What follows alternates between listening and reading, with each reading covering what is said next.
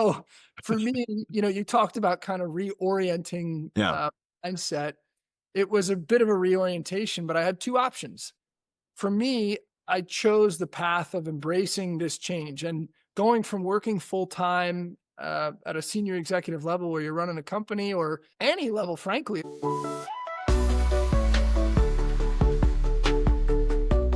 All right, Mr. James Fox, how are you, my friend? I'm good. Thank you for asking and thanks for hosting me today. Of course, it's my pleasure. It's always good to see your face and share a couple of laughs. I know we were telling some good jokes before we even hit record here, but I'm excited to have you on and talking to the audience because you've got a really unique story that I think can impact a lot of people. You've done something in your recent past that I think a lot of people aspire to, or at least think about, but you've actually gone deep and made that happen. So before we get started, I just want you to introduce yourself. Who are you? Absolutely. Well, my name is James Fox. I like long walks on the beach. I prefer red wine over white, and I'm a Cancer. But to answer your question for the audience about who I am and what I'm all about or what I've done, let's say, right now I am currently fun employed, as I call it, which is in between jobs trying to figure out what I want to do when I grow up. And we'll get into the story of that, I'm sure, throughout the course Yes. of the discussion. But most recently, I worked for a company that built electric vehicle chargers and the software to support them. And I ran the company for North America. Before that, I worked for an electric vehicle startup running sales and operations. And before that, I worked for a Fortune 50 global company for 15 years in various roles, starting as an intern and coming all the way up to executive leadership in the auto industry. So I've done a bunch of different stuff, but I will definitely say the most fun I've had is dadding and being a parent and trying is the operative word to be a good spouse. Well, I think you do a very good job of that. And to add a little bit of color for the audience too, James and I, we go way back, as we were just talking about offline, almost 20 years at this point. And so I knew you before you did any of those things. And your journey has been really special, actually. I mean, you've had a career path that I think most would aspire to. You went from, as you mentioned, just kind of interning. You've always had a passion for cars and racing cars, and you still actually race them quite a bit. But I watched you take your first job and really grow. And in this last role that you had when you were overseeing this charging company for all of North America, I think that's a role that a lot of people look at and say, wow, this guy's on this trajectory to the moon. Can you describe kind of what that role was, why that was important to you, and then ultimately we'll kind of get into why you are fun employed right now? Sure. Well, there's no gravity on the moon, which makes it pretty fun. But how I got into that role was a recruiter called me one day when I was working for another company and said they had an interesting opportunity and would I be open to discussing it? And one thing I've learned over the years is I'm always open to talking about opportunities because the worst thing that happens is it doesn't work for either party and you move on. But that's how that opportunity came to fruition. And at that company, I took it from roughly 20-ish people and scaled it to about 84, not about 284 before I left. And I was there for a year. Mhm. And it was a wonderful, wonderful learning experience, both professionally as well as personally, actually. Mhm. But I enjoyed it. I enjoy leading people. I enjoy working with people. And I decided at the end of a year, based on some factors outside of the company or my control, that it was probably a good time to take a step back and enjoy life a little bit and hit the pause button on, let's call it, the hamster wheel or the rat race. I love that. And that's so cool. That's the piece I really want to focus on. But, you as an individual, you are such an extrovert. You love people, you love community, you love telling jokes. And it's so amazing to see you often interacting with people all the time. You certainly make me laugh all the time. When you decided to take a step back though and remove yourself from, I don't want to say other people or the culture, but the rat race, if you will, like you said, what was kind of going through your mind? Because that's a big step, not only for your family, we'll get into that piece here in a second, but like you as a person, did you think about that a lot where you said, hey, I really love people, I really love this culture, but now I'm going to reorient my focus and I'm going to shift it over to something else? It was pretty simple, actually. I reoriented my focus from the masses to the people that I helped, or at least was 50% of creating, which is my children. So I have two young kids. I have an 8-year-old son and a 6-year-old daughter. And I've never been a parent before, but I can Mm, tell you it's the most rewarding, hardest career I've ever had, but I Mhm. love it. And I'm now 41, soon to be 42. And as I've told people, whenever they ask, they're like, what's it like? I'm like, I've been training my whole life to be a parent. Oh, for me, you talked about kind of reorienting Yeah. mindset. It was a bit of a reorientation, but I had two options. For me, I chose the path of embracing this change and going from working full time at a senior executive level where you're running a company or any level, frankly, if you're working full time to not Mhm. and, Mhm. parenting full time, it's a totally different life, man. I Yeah. went from bell to bell conference calls and meetings and board in Europe and other countries needing things to I gotta get up and get the kids fed. Yeah. Yeah. It's not a board presentation. It's I gotta make sure my son eats his breakfast or else he's gonna be a monster at school. Or when he gets home from school, he won't have the energy to go to whatever the activity is. Yeah. So Yeah. it was definitely a reframe of Mhm. priorities, but I've done it now twice over the course of my 20-year working career, Mhm. and it's been the most valuable, impactful, wonderful times, frankly, of my life, Mhm. and I've been enjoying it for the last year and a half, and someday I'll figure out what I wanna do when I grow up and go back to work. Well, I have no doubt, especially since you've done this twice already, that you're gonna get back at it and be extremely successful.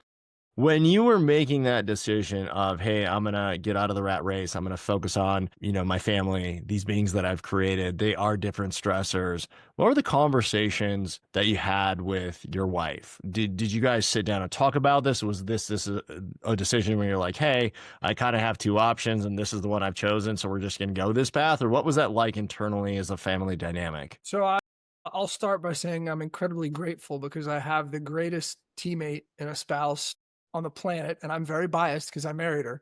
But my wife is super, super supportive. She's an ex-professional athlete, as am I. She's very competitive, but she's also very empathetic, Mhm. very rational and logical. The discussion, and it was a discussion, it was many of them between her and I about what we want to do at this time in our lives with our kids. It was important because in our case, in our family, we don't really make unilateral decisions. Decided my wife and I to operate as a team because of our sports background, and we've started raising our children with a very team oriented mindset. The simple answer to your question is yes. My wife and I sat down and talked about it quite a bit actually before both of us, because my wife did it too, decided to leave her role and focus on our kids. And the way we looked at it, to be honest, was look, we've worked for 20 years and we've both saved for a rainy day over those 20 years. It's not like we were had some startup that went big and we nailed it. No, we just worked like every other normal human for Yeah. 20 years and then Yeah. put a little bit away and stored it up.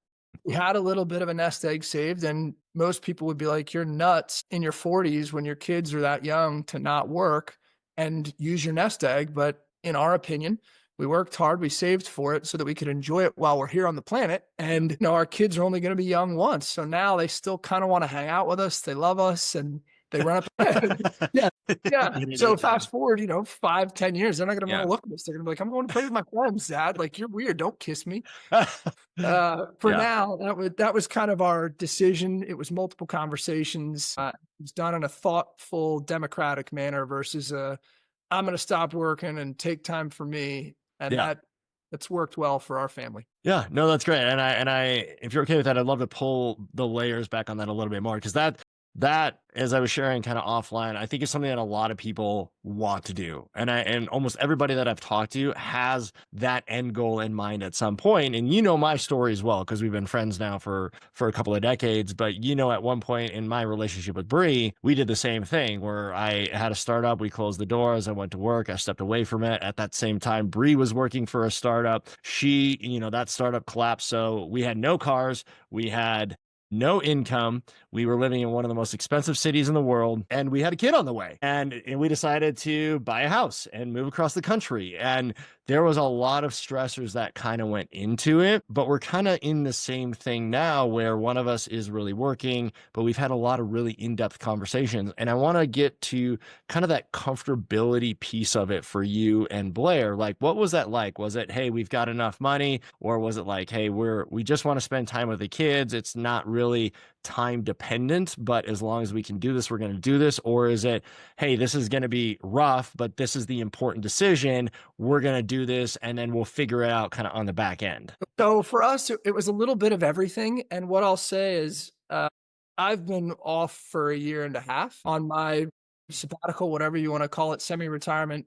Blair has been off for almost a year now because she left her last role, I think, in June of Okay. last year. So she's coming up on a year. And, in full transparency, when we started, our savings and Ks were a lot bigger than they are today. Now Yeah. they've been decimated, but Yeah. there's zero regrets about it from my perspective. And Blair and I actually talked about this, I think, last week, because we were looking at the finances and looking at the account balances dwindling. And we're like, you mentioned to move. We're Yeah. moving to Colorado. We bought a new house. So the stressors associated to call it what it is, running out of money, are real. Blair and I, again, both made a decision throughout the course of this journey to believe and invest in ourselves. Mhm. And allow me to, let's say, explain that a little bit. Please. So Yeah, absolutely. for us, it's believing that if and when we decide to work again, we're both articulate, driven, hardworking people with Mhm. reasonably diverse life and professional experience.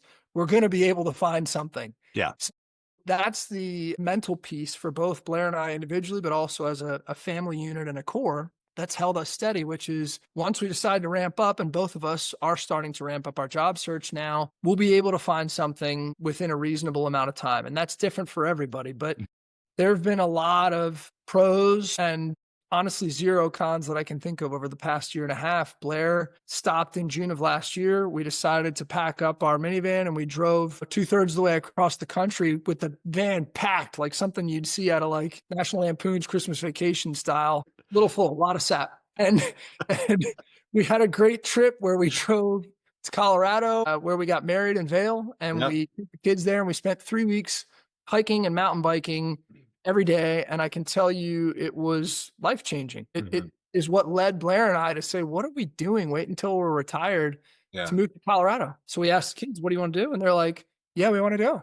Yeah. No, it's really interesting. And this is what I love about your story. Number one, I love you and Blair together just simply because you are so compatible, but at the same time, you lean on each other for support and you have I think the right conversations, right? Bree and I try to have some of those as well. And it's not easy. The financial stresses are extremely real. And there is something to be said in the background around, hey, wow, this number used to be really big and now it's not so big anymore. And we've got to figure something out. But you said a really interesting phrase, which is we decided to invest in ourselves. And your kids are only young ones. Your relationship actually, I think, gets stronger. And I want to pull on this thread here in a second.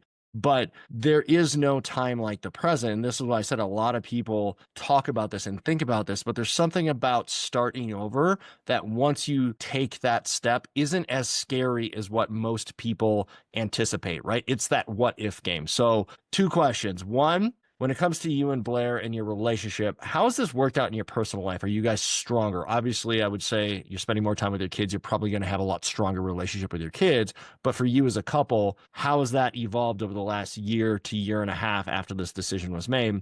And then second, when you are starting over, is there any fear about starting over? It's the FOMO. Hey, look at this person. They continue to climb the corporate ladder and they're still in the rat race and their savings are huge and they have a couple of properties and they're doing all these things. Or does that not even cross your mind? Great questions. So the first one, Blair and I's relationship has gotten stronger. And I'll tell you why. When she was working at her prior organization, she would carry some of that stress from the workday home. She Mm. knew it. I knew it. The kids could sense it. And that's human nature. That's not a shot at my wife. Yeah. Everyone on the planet does that, Yeah. including me. So at a certain point, I remember talking to her about it, being like, this isn't worth it. And she's like, yeah, but I'm carrying the health insurance. I'm the only source of income. Like, we need those two things. And I said, you're right, rationally, and, thinking for long-term stability, you're 100% right. But is it worth it? You're not happy. You don't like the job. You don't like how you're treated. Mm. Is it like health insurance and income? Again, we had been saving for a long time. So we took the decision. Many people have said and will continue to say, you guys are nuts, to stop what we were doing, Yep. totally park it, and pursue this thing called life. And it's been, like I shared earlier, it's been the best year for me of my life. And I've had a lot of really fun, wonderful experiences throughout the past 41 years. And this has been the best year by far. And I think that Blair feels the same way. And perhaps that's another podcast interview for Habitual Growth. 100%. Side of 100%. the, Yeah. Make well, sure the thank you. stories align. I hope so. Wouldn't that be good? I'd love to see the comment section on that.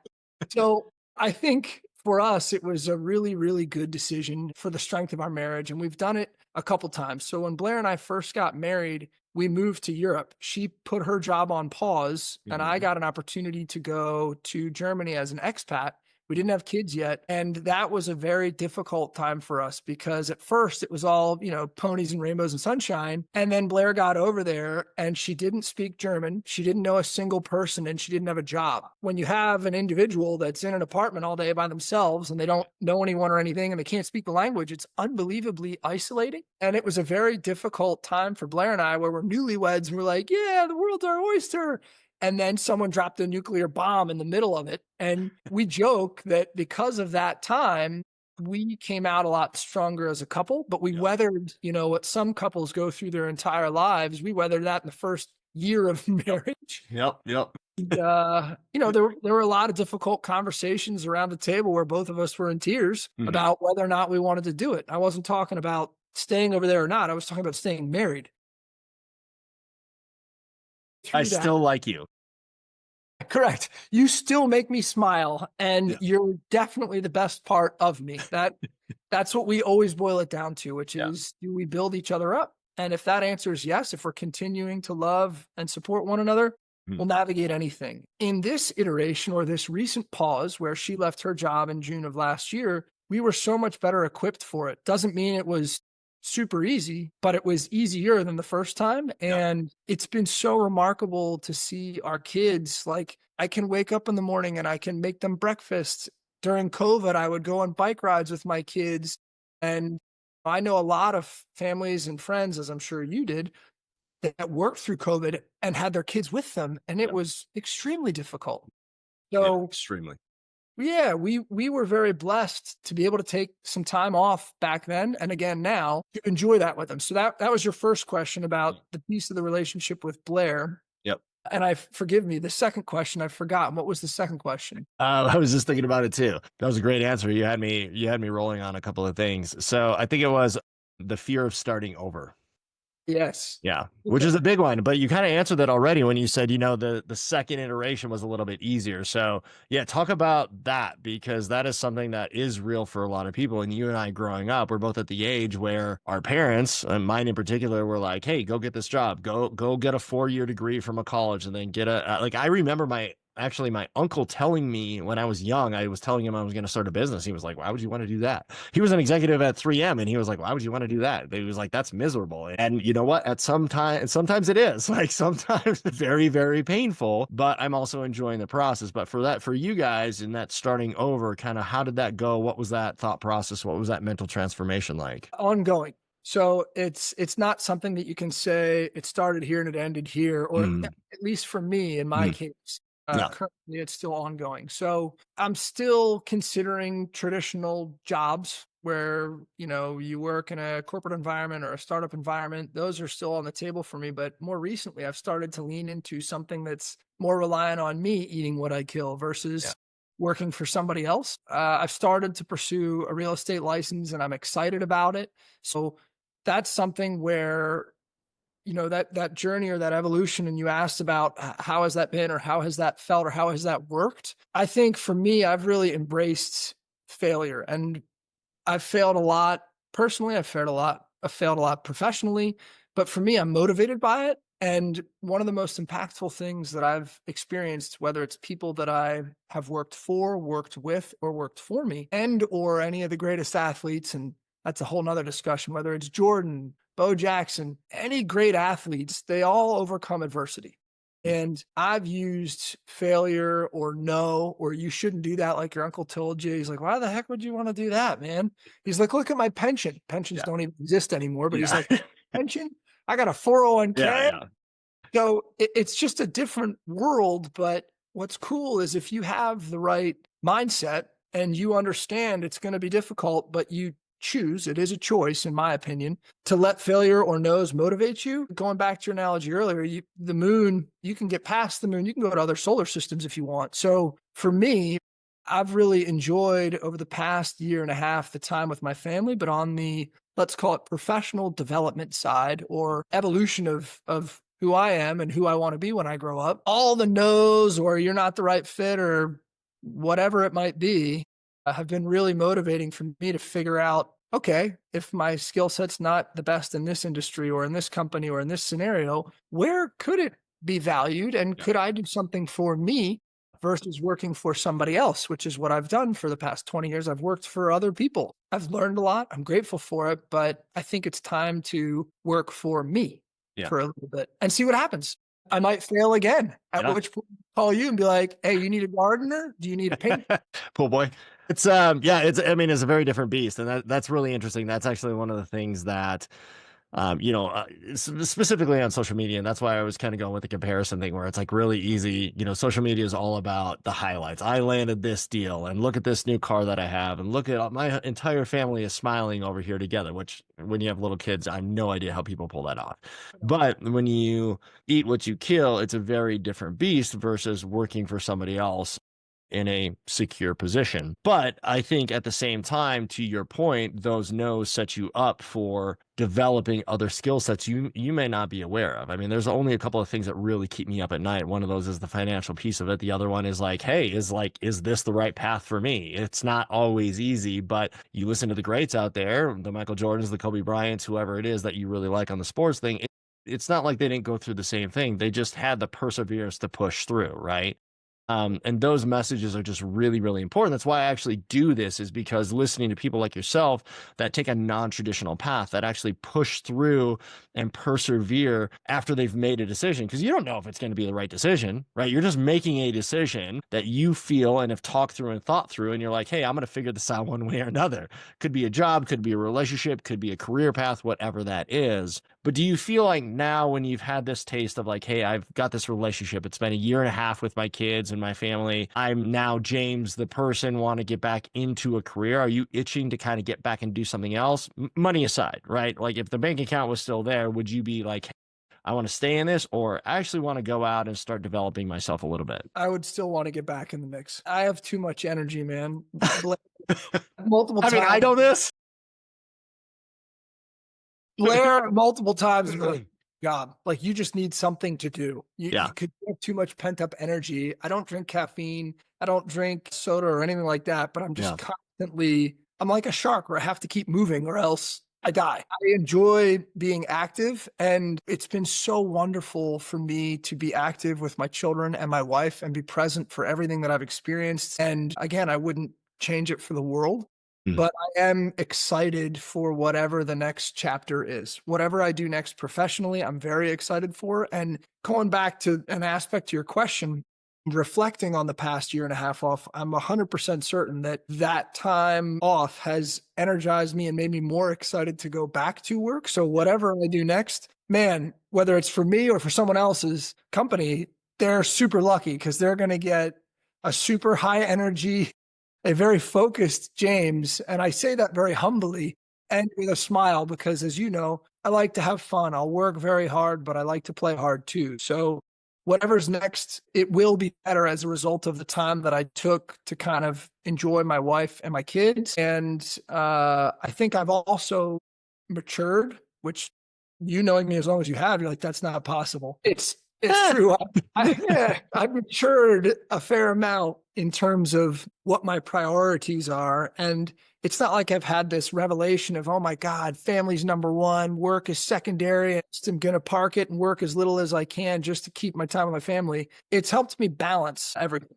So Yeah. it's not all work, it's not all family. It's going to be a harmonious balance. And that's something that, as an entrepreneur, that's not an easy balance to strike. So for me, I've gotten that out of this time. I mean, it's very tough. And you said that so eloquently. To me, it's the way I phrase it is it's a season of life, right? You have this big career path. You can choose to continue to do it, or you can choose to live your life. One of the most, and I don't know if I shared this with you actually, but one of the best books that I've written or read recently, and I've shared it with probably, I mean, most of my network at this point, is called Die with Zero. And it's just basically like, well, I'm going to send it to you. But basically, this guy writes and he's like, you spend all your life working and then you never get to enjoy it. Your kids grow up, or, your parents gift you money after you have like your house already and you don't really need it. It'd be way more impactful if you had it when, you were younger, or, you put off that vacation and now you don't have the energy to hike a mountain because your knees are gone when you're older. And so it's all about living life now. And it doesn't mean living irresponsibly. It means really what you said, investing in yourself, betting on yourself. Hey, this is me. This is my skill set. This is the life that I want to live. I'm not going to live in the constructs from other people who don't have this life that I admire or want to be. And that's really hard to pull yourself out of that, which again, why I find your story so interesting, because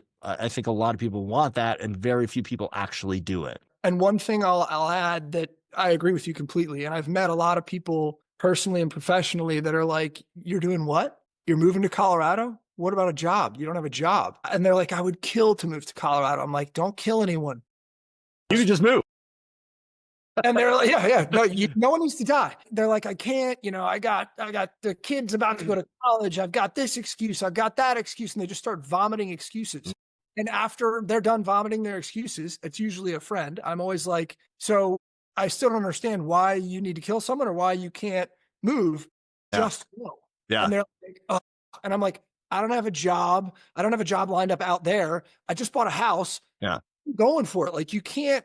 I'm the poster child of what people are like, don't do that. It's high risk. So Yeah. if I can do it, you can do it too. And one thing that I'll go back to is you talked a lot about people on social media looking at the life they want. Like, look at these cars, look at these houses, look at these vacations. I have that much social media presence by design. For anyone that's watching this, my biggest suggestion is stop caring about what other people think of your life and focus on what you want with your life. I don't have Instagram. I don't have anything other than LinkedIn. And I don't post anything related to my family on LinkedIn. I just put what I'm doing work-wise up there, which has been a whole lot of nothing for a year and a half. But I share that because I also don't spend my time looking at feeds or what other people are doing. And one could argue that's a detriment to my professional growth, maybe, where I'm missing out on opportunities or I'm missing out on trends. That could absolutely be right. I'm willing to sacrifice missing all of that because I've just had the best year and a half of my life with my family and my children. And for those that know me, like yourself, they know what I'm doing and how much fun I'm having, but no one else on the planet knows. And I could care less. I'm not on this planet for other people and what they think of me. And I'm not on this planet to enjoy what other people are doing and aspire to it. I have my own personal things that I think I would enjoy or want to try. I'm just doing it for me. So that's the best piece of advice is if you are beholden to some social scroll through death circle, stop. And people are like, it's hard. People need to know what I'm doing. If I don't post, they're going to ask questions. Here we go again with the excuse train and the what if. Stop paying attention to that and pay attention to yourself. Okay. Yeah. Now in 5 years, I got to give that to both my kids and hopefully it pans out. That's right. That's right. Yeah. You might eat your own words, but no, but I completely agree with that. In all fairness too, it is hard. Like one of the things that I've done is actually the opposite. I've actually gotten more heavy into social media. And I'm so bad at it because it's so foreign to me. And quite frankly, it's not anything I really want to do. And I say that respectfully because I admire the people that are, hey, this is my brand. This is my family. This is all the things. I like that. And I think it's an important market, specifically when you're an entrepreneur and you're trying to build a business and you're trying to be social and get sales and things like that. But at the end of the day, you said something really important, which is the number of excuses people make. I catch myself doing this all the time. It's not like I have figured this out, but this is actually part of the habitual growth process, which is like, hey, you want this in your life. You have a goal, you have a vision for yourself. How are you going to do it? You need to break it down. And then it doesn't really matter what anybody else thinks about it or what it's doing. If you actually want that, if you are targeting this thing over here, moving to Colorado, doesn't matter if you don't have a job. Doesn't matter if it's thousands of miles away. You're going to figure out how to make it happen because that's ultimately what you've set out to do. And then all the excuses kind of get peeled away. And again, this is why your story is so amazing because you're just the type of person you've developed into the type of person, I should say, that it's, hey, this is no excuses. I like this. I want this. I'm going to go get it. I'm going to figure out how to make that happen. And so you can look at other people now because you have that confidence. You have built that self-esteem over time. You've made those poor decisions. You've got punched in the face a few times, probably by Blair more often than you would like. But it is, hey, I am investing in myself. I am confident because I've been through this process. It's not that scary. And so you just have to remove those excuses. You have to give people the opportunity to fail. And then you said something really interesting, which is like, I've embraced the failure, which I think is really hard for most people to do, is just, I don't know if it's going to work, but I'm going to give it a shot and I'm going to be okay if it doesn't pan out. Yeah, man, it's fail fast. So you try something. If it doesn't work, you fail quickly, you accept the failure, you learn from it, and you move on. And Yep. I've done that personally and professionally time and time again. And for better or worse, we're raising our kids that way. If you make a mistake, own the mistake, learn from it, and move on. And a lot of people that dwell on mistakes or fear of failure, and that's their reason for not moving or taking the next step, whatever that step is. Again, that's totally logical, rational human behavior. But if you can get past that and just say, you know what, I'm going to try this. What's the worst that could happen? The worst could happen is I could lose my job. I could lose a relationship. I could lose face, meaning my ego could take a shot. And you talked about something earlier, which is, you've been on a corporate ladder. I've made it to the top where I was running a company. And now I'm thinking about resetting and going a totally different direction in real estate. There's definitely a shot to the ego to that where I'm like, am I doing the right thing? Like I wanted to run a company for so long and I got there and I did it. And some parts I did well, other parts I didn't do well. I failed and I learned a lot from that. So do I pause that or do I and go in a different direction or do I keep going? Those are not easy decisions, but they're real life decisions. And to your point earlier, I've conquered a lot of those fears and I still have a lot to go that I haven't conquered in full transparency. But for the most part, I've said, okay, this is what I want. This is my end goal. I'm not going to try and do it all in one day, but Blair and I knew we wanted to be in Colorado. Okay, let's talk about that. How are we going to get there? Well, we need to sell our house. Okay, let's do that. We need to find a house to move into. Okay, do that. We need to find jobs. TBD. Working on it. and usually it's the opposite. Usually people find a job first. Yeah. That's the smart financial way to do it. And then the other dominoes fall.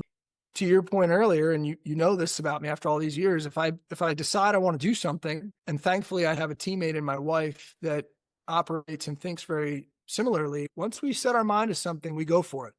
We have and will continue to encounter big old bumps and turns in the road and hit walls, sometimes head on, but we find a way to work through that adversity and turn the failures into motivators. You just reminded me of something real quick that I wanted to touch on. I don't know if you did this intentionally, number one, and how you described it, but actually how your transition or your move from where you're at today into Colorado. But David Goggins, you know who David Goggins is? I don't know. Super athlete, one of the best kind of personal development, personal growth speakers on the planet, just because he has an unparalleled mental ability and willpower. And I'll get into that offline with you. But basically, he has a saying from his days as a Navy SEAL where he says, burn the boats, right? Which is basically, there is no plan B. And you hear a lot of successful people talk about this, just you got to go all in. And in the way that you described it, you actually said, we sold the house, bought a house, and we're still looking for a job. And then you kind of caught yourself and you said, hey, most people that are financially responsible will go find a job and then they'll put the other pieces in place.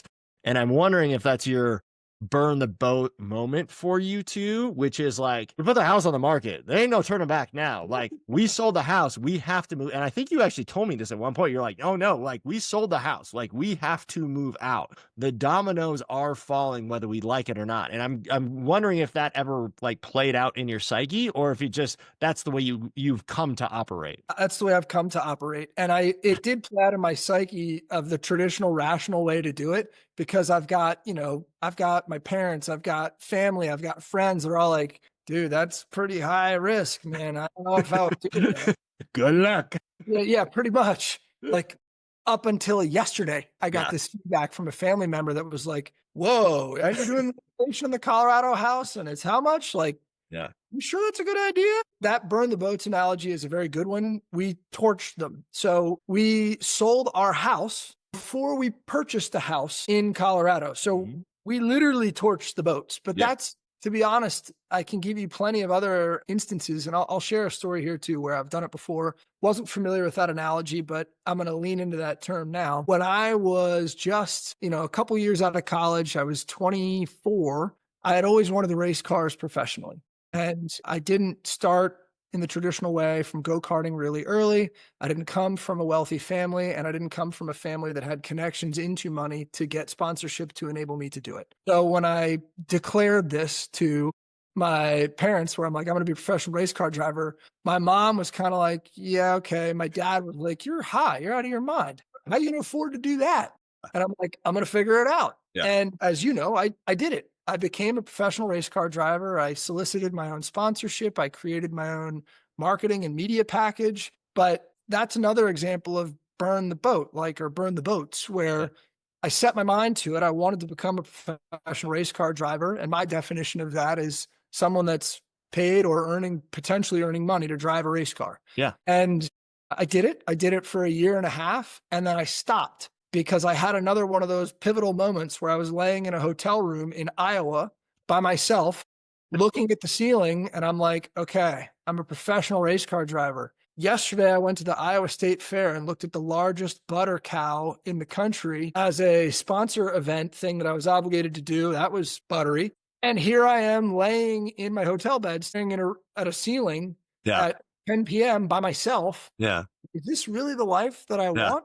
Yeah. And I answered that, which is no. I was working full time at my corporate job, and I decided at that point in time, I'll never forget it, to make racing a hobby versus a livelihood. And I haven't looked back since then. Yeah. So I've had a couple of those burn the boat or burn the boats. It could be either. I think he actually says burn the boats because it's basically an analogy of storming a beach. You can't go back. You're in the war. So you're there with other people, but essentially boat, if it's yourself, you and Blair boats, we'll go with boats. All right, burn the boats. Yeah. So I've burned the boat when I was by myself in a hotel Yeah. room, Yeah. and I've burned the boats with Blair as a team. And it's really worked well for us to just adapt that. And it's a mindset, man. I started taking real estate courses this morning. So to Mhm. get your realtor's license in Colorado, you have to do 168 hours. I know well. Yeah, so I think I jokingly told Blair I'm 2% through. So here we go again. I'm on a third or fourth boat burning. I love it. I love it. No, that's so clutch. Well, let's kind of wind down here. You've already given some great advice, to listeners of, hey, this is how I would do this. So number one, would you do it all over again? And number two, any other advice you would give to listeners that we haven't covered yet? Number one, yes, I'd do it again in a heartbeat. And Blair and I were talking about this about 2 weeks ago, where at first she was like, I regret leaving my job. And I'm like, wait a minute, let's talk about that. And we talked through all the stuff we've done and all the cool things we've experienced. And she didn't come back and say, you're right, I don't regret it. But I could tell the wheels were spinning towards, I don't think I regret it. Yeah. To answer your question, no, I don't regret it at all. And the final piece in terms of any other insight or recommendation, I'm just going to, and it's something I already said, so I'll repeat it. I'm sorry, but believe in yourself. Yeah. When no one else does, or even when you don't believe in yourself, because I've had plenty of moments I'm like, man, I just got another no on this application, or oh, I didn't hear back from this Mhm. company. Always believe in yourself. This thing, this gray blob that's stuck in here, in each of us is unbelievably powerful. Yep. And it might not always be clear at a given moment or on a given day or in a given week how to get past whatever obstruction you're facing, but always believe and invest in yourself, even when others don't.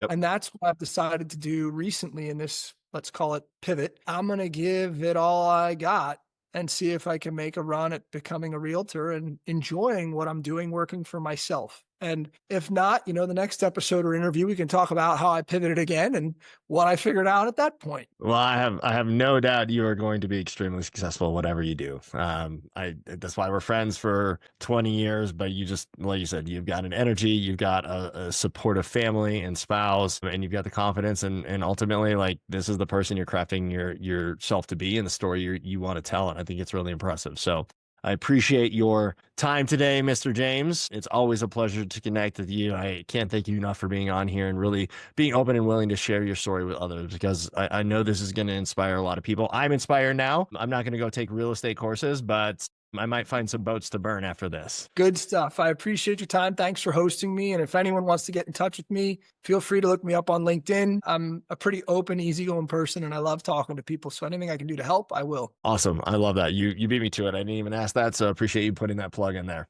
All right, sir. We will talk soon. Cheers, man. All right. See you later.